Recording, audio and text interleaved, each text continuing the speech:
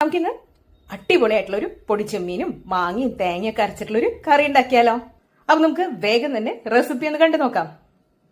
മീൻകറിക്ക് വേണ്ട ചെമ്മീൻ നമ്മൾ ഓൾറെഡി കഴുകി വാല വെച്ചിട്ടുണ്ട്.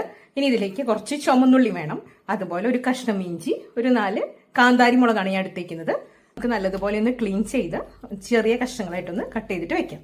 അതുപോലെ നമ്മൾ ഇതിലേക്ക് മാങ്ങയാണ് പുളിക്ക് ഉപയോഗിക്കുന്നത്.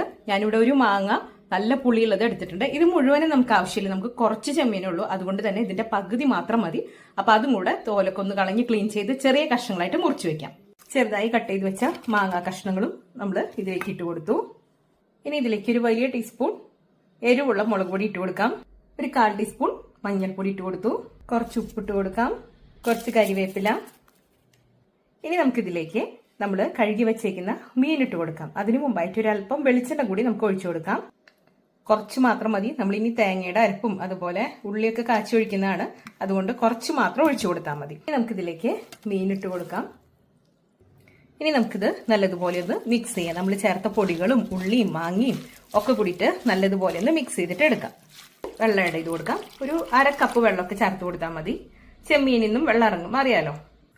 ഇനി നമുക്ക് നമ്മുടെ മീനും മാങ്ങയൊക്കെ നല്ലതുപോലെ വേവിച്ചെടുക്കാം. ചെറിയ ചെമ്മീനായതുകൊണ്ട് തന്നെ പെട്ടെന്ന് വെന്ത് കിട്ടും. അതുകൊണ്ട് കൂടിയാണ് നമ്മൾ മാങ്ങയും ചെറിയ കഷ്ണങ്ങളായിട്ട് ചേർത്ത് കൊടുത്തിരിക്കുന്നത്. ചെമ്മീനും മാങ്ങയൊക്കെ ഒന്ന് കുക്കായിട്ട് വരുമ്പോഴേക്കും നമുക്ക് ഇതിലേക്ക് വേണ്ട അരപ്പ് തയ്യാറാക്കാം. അതിന് വേണ്ടിയിട്ട് ഞാനിവിടെ ഒരു വലിയ കൈപ്പിടി തേങ്ങ എടുത്തിട്ടുണ്ട്. ഇതിലേക്ക് ഒരു നുള്ള് പെരിഞ്ചീരകം, അതായത് ഫെന്നൽ സീഡ് ഇട്ട് കൊടുക്കാം. ഇതിലേക്ക് ഒരു 1/4 ടീസ്പൂൺ കാശ്മീരി മുളക് പൊടി ചേർത്ത് കൊടുക്കുന്നുണ്ട്. നമ്മുടെ അരപ്പിനും കറിക്കൊക്കെ നല്ലൊരു കളർ കിട്ടാൻ വേണ്ടിയിട്ടാണ്. ഇത് നല്ലതുപോലെ മഷി പോലെ ഒന്ന് അരച്ചെടുത്തിട്ട് കൊണ്ടുവരാം. നമ്മുടെ മീനും മാങ്ങയൊക്കെ നല്ലതുപോലെ വെന്ത് നല്ല സെറ്റ് ആയിട്ട് വന്നിട്ടുണ്ട്. ഇനി നമുക്ക് ഇതിലേക്ക് നമ്മുടെ തേങ്ങയുടെ അരപ്പ് ഒഴിച്ചു കൊടുക്കാം. ഒരുപാട് വെള്ളം ചേർത്തൊന്നും അരയ്ക്കണ്ട കേട്ടോ, നല്ല തിക്കായിട്ട് വേണം നമ്മുടെ കറി കിട്ടാനായിട്ട്. ഇത് നല്ലതുപോലെ ഒന്ന് മിക്സ് ചെയ്യാം. ഒന്ന് ചെറുതായിട്ട് തിളച്ചോട്ടെ. നല്ലതുപോലെ ഒന്ന് തിള വന്നിട്ടുണ്ട്. ഇനി നമുക്ക് ഈ സമയത്ത് സ്റ്റൗ ഓഫ് ചെയ്യാം. ഇനി ഇതിലേക്ക് നമുക്ക് ഉള്ളി വറുത്തിടാം, അതായത് ഉള്ളി കാച്ചി ഒഴിക്കാം. നമ്മുടെ ഈ ഒരു ചട്ടിയിലെ ചൂടുകൊണ്ട് തന്നെ നമ്മുടെ കറി ഒന്നുകൂടി കുറുകി വരും. അപ്പൊ നമുക്ക് ഇനി ഉള്ളി കാച്ചാം. ഇതായിട്ട് 1.5 ടീസ്പൂൺ വെളിച്ചെണ്ണ ഒഴിച്ചു കൊടുത്തിട്ടുണ്ട്. ഇതിലേക്ക് കുറച്ച് കരിവേപ്പില ഇട്ട് കൊടുത്തിട്ടുണ്ട്.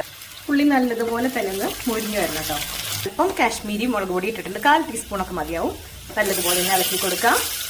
ഇനി നമുക്ക് സ്റ്റൗ ഓഫ് ചെയ്യാം. ആ ഒരു ചൂടിന് തന്നെ ഇതിലേക്ക് നമ്മൾ ഉള്ളി കാച്ചി ഒഴിക്കുകയാണ്.